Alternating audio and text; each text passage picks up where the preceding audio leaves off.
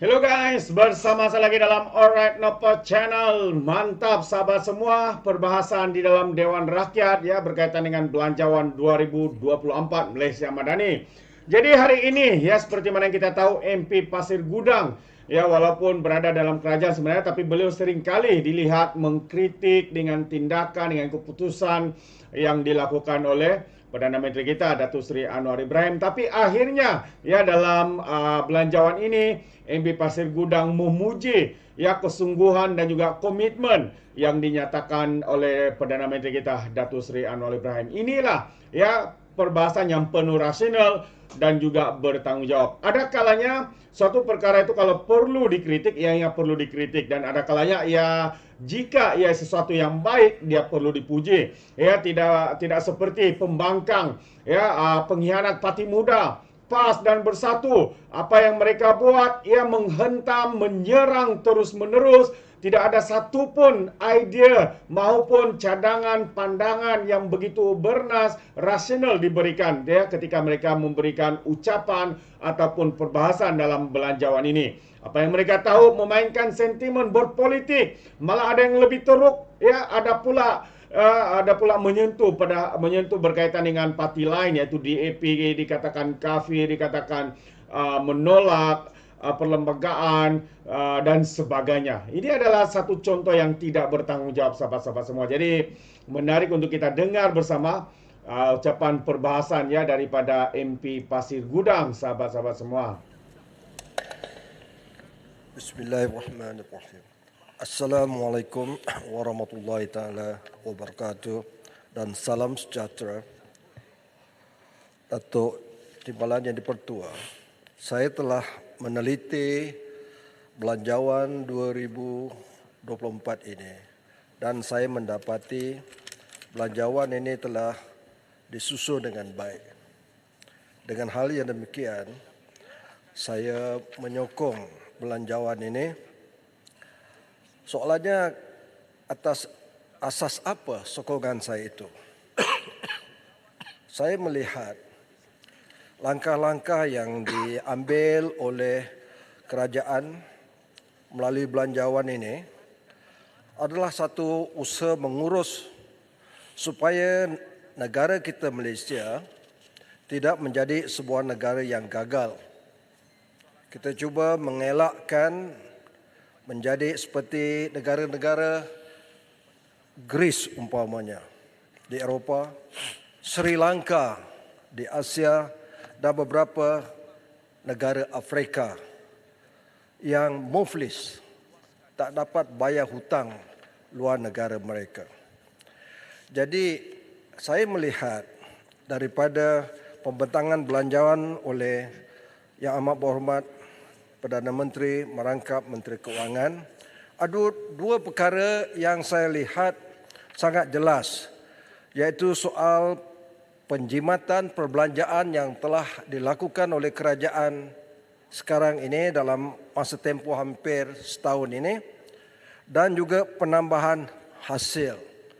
Faktanya ialah pada tahun 2023 ini hasil negara telah bertambah menjadi 303.2 bilion dan dijangka hasil ini akan bertambah pada tahun hadapan menjadi sebanyak 307.6 bilion. Ini fakta yang dipertanggungjawabkan oleh kerajaan. Yang kedua, perkara yang penting dalam belanjawan sesebuah negara berkenaan defisit fiskal. Defisit fiskal ini kalau wujud menunjukkan sesebuah kerajaan itu berbelanja lebih besar dari pendapatannya. Makin tinggi peratusan defisit fiskal bermakna makin banyaklah negara itu belanja lebih besar dari pendapatan sebenarnya. Misalnya, belanjawan tahun 2022, defisit fiskal Malaysia sebanyak 5.6%. Kemudian apabila ada peralihan kerajaan pada tahun 2023, kerajaan yang ada sekarang ini telah menurunkan defisit fiskal itu kepada 5% saja dan dijangka dalam belanjawan tahun 2024 tahun depan akan menurun lagi kepada 4,3%. Ini juga fakta yang dipertanggungjawabkan. Dan satu lagi yang saya amat menarik melihat belanjawan ini, yaitu bagaimana kerajaan yang ada sekarang ini telah dengan penuh tanggungjawab membentangkan di Dewan Rakyat yang mulia ini suatu rang undang-undang yang bernama Rang Undang-Undang Keuangan Awam dan Tanggungjawab Fiskal 2023 atau dalam bahasa Inggeris dipanggil Fiscal Responsibility Act, FRA. Dan kita sama-sama telah meluluskan rang undang-undang ini untuk menjadi suatu akta. Ini penting sebenarnya bagi sebuah negara. FRA ini atau undang-undang ini tak ada sebelum ini. Ini adalah komitmen kerajaan yang ada sekarang. Pertama, untuk memperkukuhkan komitmen kerajaan, memperteguhkan tata kelola dan menjamin ketelusan dan pertanggungjawaban. Saya bukan saja-saja untuk memuji belanjawan ini. Di Dewan ini saya pernah menegur dan mengkritik beberapa perkara tindakan yang diambil oleh pucuk pimpinan dan juga kerajaan ini dalam perkara-perkara yang lain. Saya tidak apologetik dalam perkara itu, tiada U-turn, itu pendirian saya. Itu adalah hal lain, boleh bincang di platform yang lain. Tetapi berkenaan dengan belanjawan ini, maknanya satu belanjawan yang sangat baik. Memang ada kekurangannya, tapi saya nyatakan perkara-perkara yang positif, yang fakta, yang dapat dilihat. Semua telah maklum bahawa belanjawan tahun 2024 ini jumlahnya besar, sebanyak 393.8 bilion. Dan kita lihat memang ada cukai yang akan dinaikkan, subsidi bersasar yang akan dilaksanakan, tetapi itu perlu. Negara kita sebenarnya dari segi ekonomi dan keuangan sakit, Datuk Timbalan, betul sakit negara kita ini. Jadi kalau kita sakit, paksa makan ubat. Dan biasanya ubat tak manis, ubat itu pahit. Fakta menunjukkan masalah keuangan negara kita ini real, ialah hutang negara dan liability sebanyak bukan bilion, tapi 1.5 trilion ringgit. Jumlah yang besar, iaitu kalau kita hitung dari segi kadar hutang kepada keluaran dalam negara kasa tahun sekarang 2023 sebanyak 63.5% kadar hutang negara kita. Ini yang kita perlu jaga, dan sebuah kerajaan yang bertanggungjawab kena urus perkara ini. Kalau tidak, kita akan jadi Greece atau Sri Lanka, tak mampu bayar hutang luar negara kita, dan kita akan jadi negara yang bankrupt, failed state. Ini nak dielakkan. Jadi kalau itu kita lihat, setakat ini pada tahun 2023 ini nampak kutipan hasil sudah meningkat.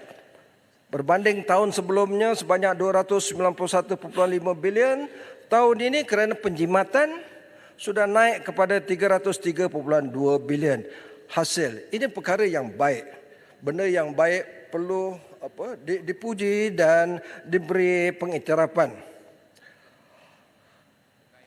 Kemudian kita lihat, saya dengar juga teguran-teguran daripada sahabat-sahabat daripada blok pembangkang, tapi kita lihat juga pertumbuhan KDNK negara kita ini, iaitu kerajaan percaya pada tahun hadapan keluaran dalam negara kasa akan kita capai insya-Allah antara 4 hingga 5%. Kalau gagal, mana kita boleh tegur kerajaan. Kenapa gagal?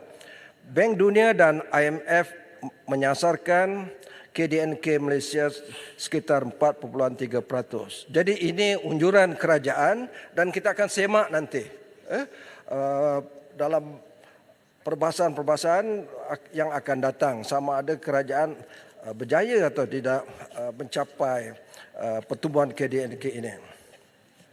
Jadi dalam soal pengurusan subsidi misalnya, ini satu tanggungjawab yang berat. Belanjawan 2023 pada asalnya subsidi ini berjumlah 64 bilion. Tetapi telah naik menjadi 81 bilion. Jadi inilah kerajaan terpaksa urus perkara subsidi yang besar ini 81 bilion. Jadi ini tanggungjawab kerajaan. Maknanya tak boleh nak elak, tak boleh nak salahkan kerajaan yang lalu. Siapa suruh jadi kerajaan? Bila dah jadi kerajaan, kena pikul tanggungjawab ini amanah. Dan ini kesanggupan yang sedang dipikul oleh kerajaan sekarang, oleh Perdana Menteri dan Yang Berhormat Tambun. Okey, secara yang lebih turun ke bawah, saya melihat ada beberapa perkara yang baik yang terdapat dalam ucapan Menteri Keuangan yang menjadi satu aspek dari segi belanjawan ini berkenaan keterjaminan makanan iaitu beras dan padi. Saya bercakap bagi pihak bukan bagi pihak sebagai anggota Jawatankuasa Pilihan Khas Parlimen berkenaan kos sara hidup, perdagangan dalam negeri dan juga pertanian serta keusahawanan. Saya lihat terdapat perkara disebut harga lantai padi. Harga lantai padi naik oleh belanjawan ini buat kali pertama sejak tahun 2014. Artinya 2014 harga padi sama saja RM1,200 setan. Tapi mulai belanjawan ini akan naik kepada RM1,300 setiap tan. Naik RM100. Dan saya mengharapkanlah kalau kita nak perkasakan, majukan industri penanaman padi, menolong pesawah-pesawah ini, tidak apalah.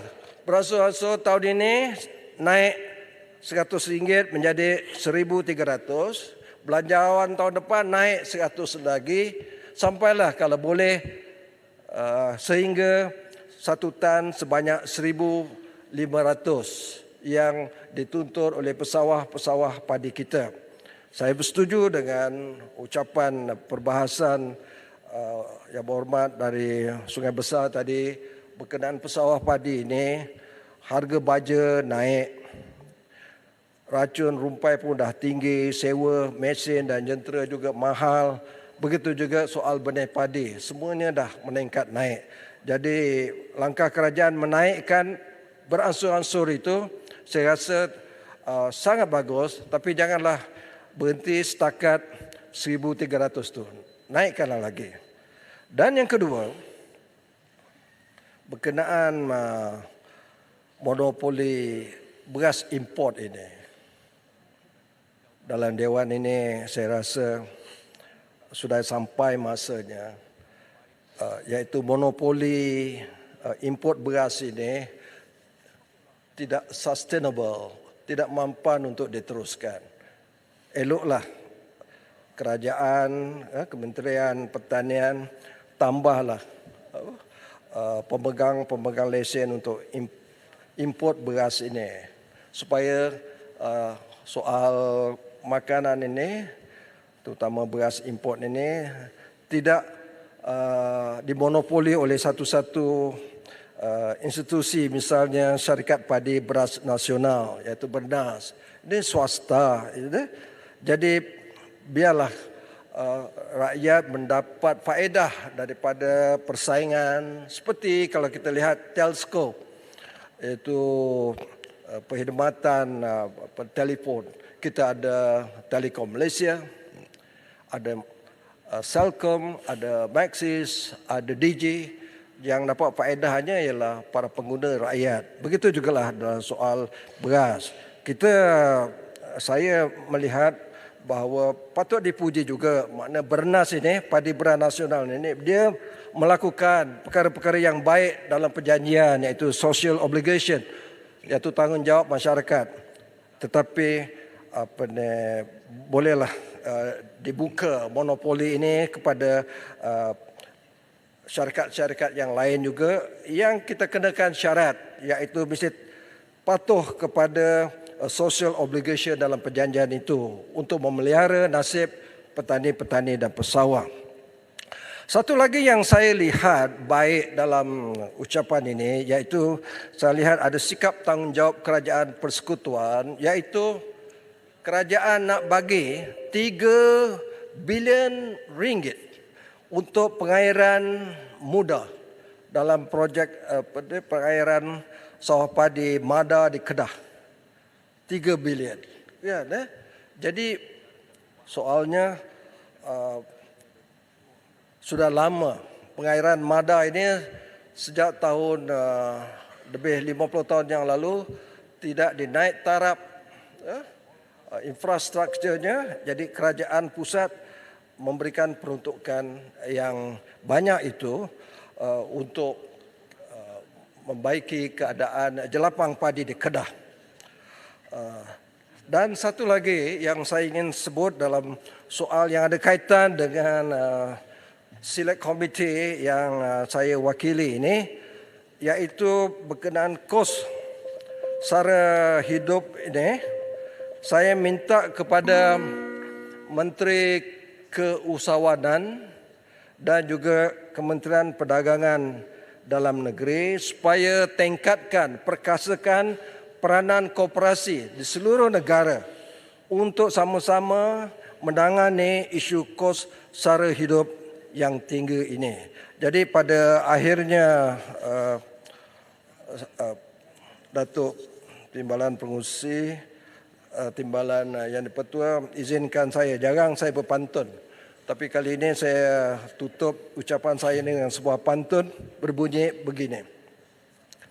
Dari Pasir Gudang ke Pasir Mas, singgah di Rompen, singgah di Kemaman. Belanjawan 2024 disusun kemas. Mohon semua ahli parlimen berikanlah sokongan. Sekian, terima kasih Tuan Yang di-Pertua. Terbaik sahabat-sahabat semua. Ini yang saya katakan sahabat semua, perbahasan yang penuh rasional dan bertanggungjawab. Ya, kerana mana-mana bahagian yang baik untuk rakyat, untuk negara harus diangkat, dipuji, bukannya dikecam, bukannya diserang, bukannya dikritik penuh. Ya, tidak ada satu pun yang bagi mereka pihak pembangkang ya belanjawan ini yang baik ya. Hanya kononnya mereka lah yang terbaik. Tapi ketika mereka menjadi kerajaan, kita boleh lihat keupayaan ya apa yang mereka boleh buat sahabat semua, tidak ada. Hari ini sebenarnya ramai yang mengatakan ramai rakyat di luar sana, khususnya penyokong-penyokong walaun-walaun di lebay-lebay geng sapu bersih ini, ya mengatakan harga semua sudah mahal. Ya, mahal dah ni.